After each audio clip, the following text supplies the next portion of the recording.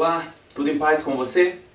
Um dos maiores portais de notícia do Brasil registrou em agosto desse ano que o número de assassinatos aumentou cerca de 6% nesse primeiro semestre em relação ao mesmo período do ano passado.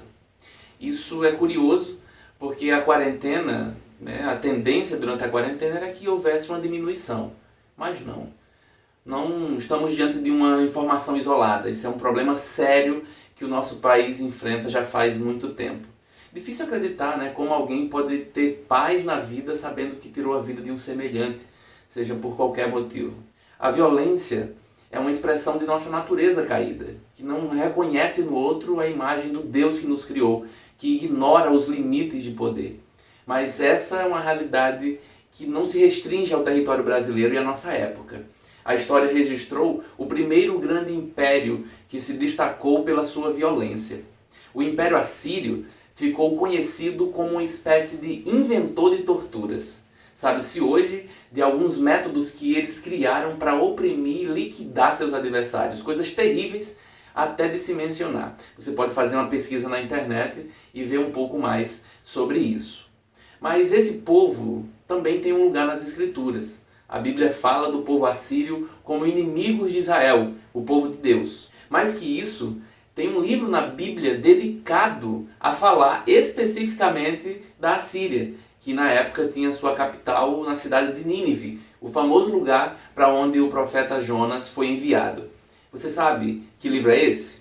Ele está entre aqueles profetas menores esquecidos, lembra? É o livro de Naum. A Assíria se alimentava de violência e a ira de Deus foi despertada contra essa nação. O profeta Naum é o responsável, então, por falar as palavras de Deus a essa nação. Foi essa mesma Assíria, inclusive, que levou cativo a cidade de Samaria, que ficava ao norte do território de Israel, como registrado em 2 Reis 17. Aquela cruel nação chegou a ser uma potência mundial, fazendo uma grande devastação pelo mundo e trazendo destruição. Deixa eu ler aqui com você um texto que mostra a reação de Deus em relação a esse povo. Naum capítulo 1, versículo 3 diz assim: O Senhor é paciente, mas poderoso, e não deixa os culpados sem castigo. O contexto geral do livro mostra que essa é uma palavra para a Síria, mas a forma generalizada com que são usadas as palavras aponta para algo maior. Porque a destruição da Síria, como aconteceu em 612 pelas mãos da Babilônia, aponta na verdade para a destruição de todos os culpados pela violência.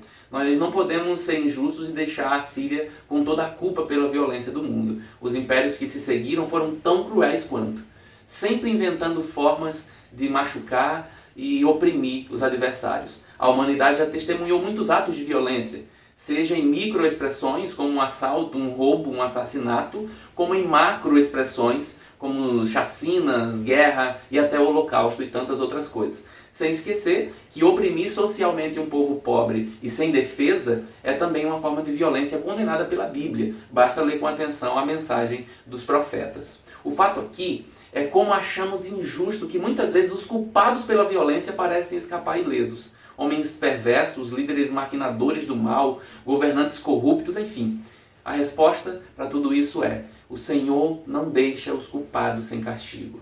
Assim como a Assíria provou a destruição por ter sido violenta, Deus não deixará nenhum culpado se sair por inocente. Deus não corrobora a violência. Nossa sociedade é violenta e isso faz dela passível desse acerto de contas com Deus no último dia. A destruição de Nínive nos diz que nenhum sistema ou pessoa ficará impune diante do Senhor.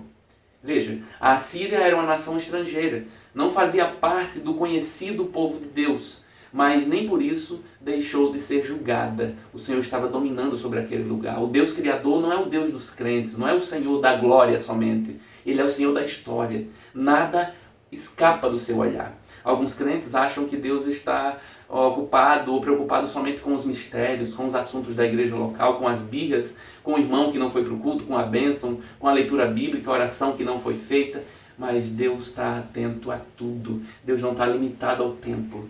Ele está vendo o número de assassinatos crescer e ele não perdeu o controle. Os homens têm tentado construir uma sociedade cada vez mais justa e segura. Mas a maldade só será extinta quando Deus determinar o fim de todas as coisas. É por isso que o versículo 7 do capítulo 1 de Naum diz assim: O Senhor Deus é bom, Em tempos difíceis, Ele salva o seu povo e cuida dos que procuram a sua proteção. Deus tem seu plano sendo executado na história e nada para Ele está fora do tempo ou atrasado. Nosso papel é saber que fazemos parte desse seu plano como agentes de paz. Em um mundo onde tudo é violência e maldade, que sejamos paz e bondade, pois somos o povo da aliança, chamados para fazer a diferença nesse mundo. Confie na soberania de Deus. Ele é nossa fortaleza, o lugar onde encontraremos segurança nesse mundo mau. Ele é a segurança de que, guardados ou não da violência, pertencemos a Ele e nada mais aqui pode nos tirar de suas mãos. Jesus disse certa vez que seus discípulos não deviam temer aqueles que só podem matar o corpo, mas deveriam temer aquele que tem um destino para a alma. Não perca a esperança. Deus está no controle e as maldades humanas não estão sendo varridas para debaixo do tapete. Deus está vendo a violência e a corrupção em nosso país. Os números nos assustam, com certeza, mas a palavra de Deus nos dá a segurança de que precisamos para continuar a viver e até mesmo para morrer, se assim for o caso. Que encontremos então no Senhor o refúgio que precisamos e que confiemos em seu bom caminho entre os homens. Fique na paz. Até a próxima.